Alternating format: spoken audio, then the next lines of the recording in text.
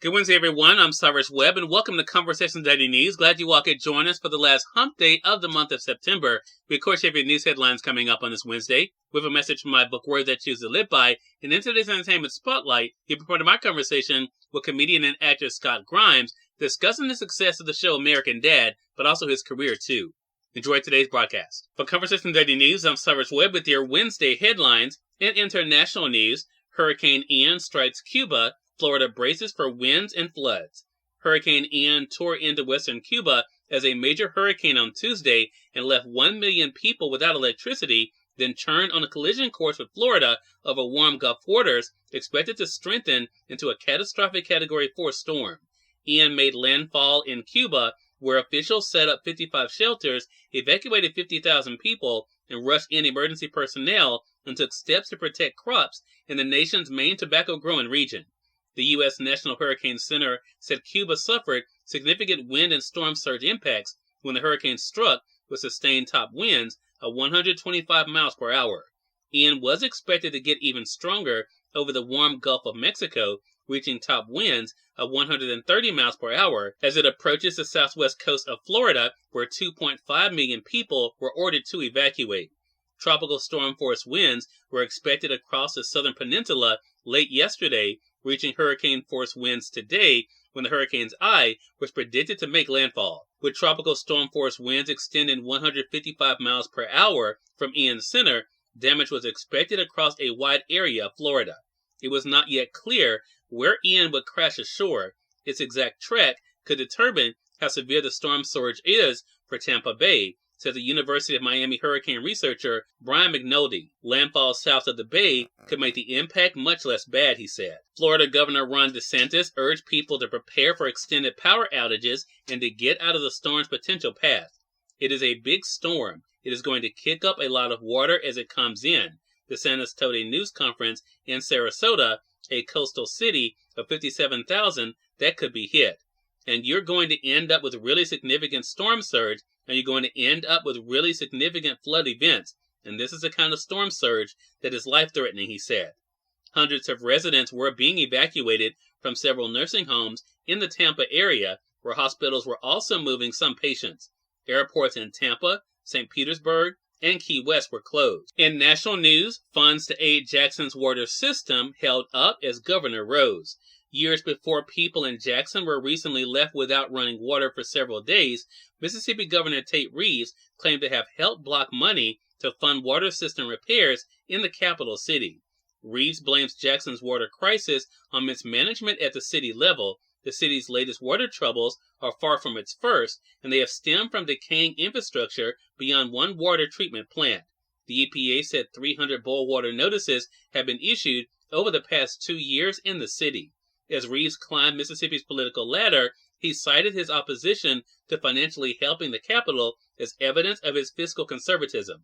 Jackson area lawmakers say the troubled water system is one example of Jackson's status as a political punching bag for Republican officials who control the legislative and the state bond commission. In Jackson, 80% of residents are black and 25% live in poverty. Repeated breakdowns make it unsafe for people to drink from their tap, brush their teeth, and wash their dishes without boiling the water first.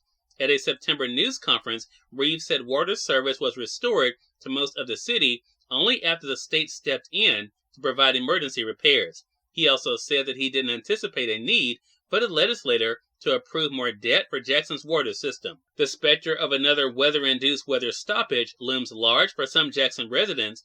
Winter is coming, said one local activist. He's saying it's fixed, but it's not fixed. In more national news, Yellen warns inaction on climate could cause economic crisis. Treasury Secretary Janet Yellen warned Tuesday of economic calamity if climate change is not addressed with immediate government intervention. Joined by local business owners and prominent individuals in North Carolina, Yellen said the increasing frequency and severity of natural disasters could create devastating short-term supply reductions of everyday goods that could cause prices to skyrocket.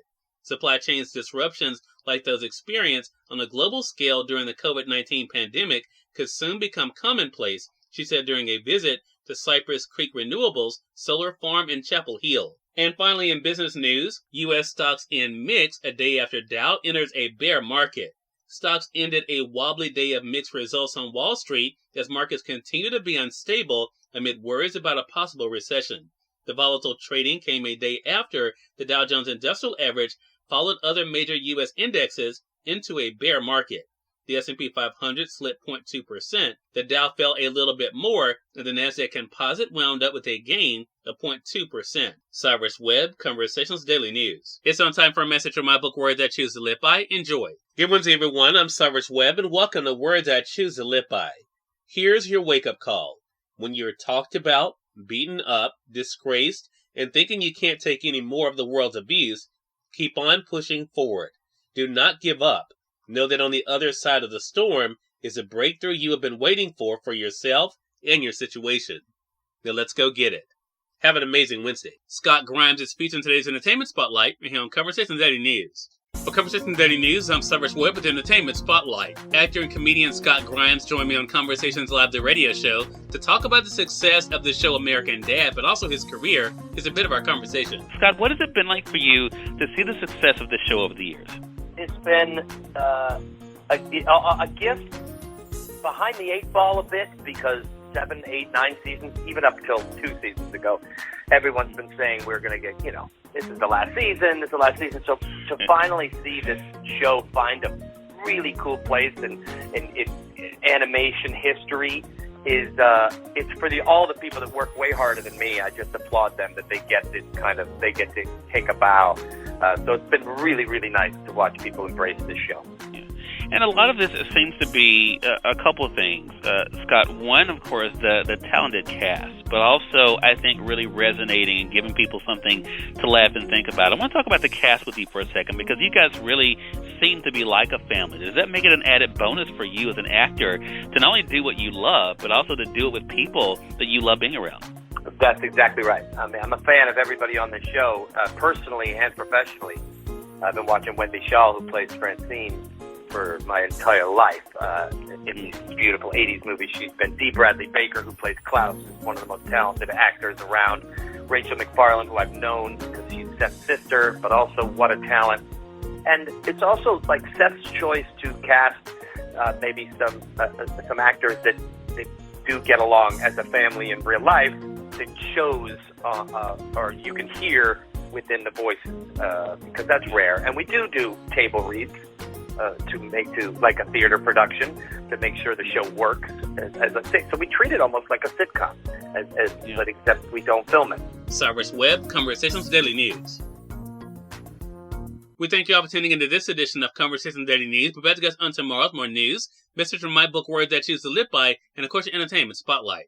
Until then, I'm your host, Cyrus Webb, saying as always, enjoy your day, enjoy your life, enjoy your world. Thank you all for choosing Conversations Daily News today, and let's go make it a great one.